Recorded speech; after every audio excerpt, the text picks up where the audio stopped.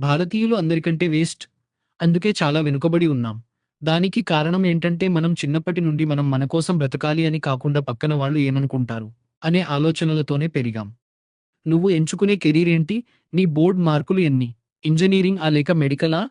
ఇవే మనల్ని వెంటాడతాయి.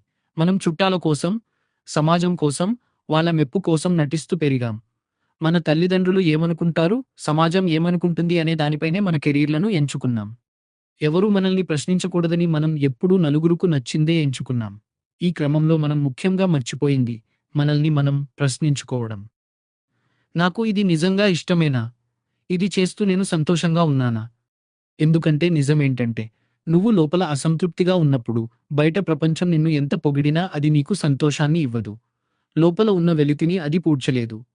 ప్రపంచమంతా నీకోసం చప్పట్లు కొడుతున్నా, రాత్రి పడుకునేటప్పుడు నీ మనసుకి ప్రశాంతత లేకపోతే ఆ చప్పట్లకు అర్థం లేదు.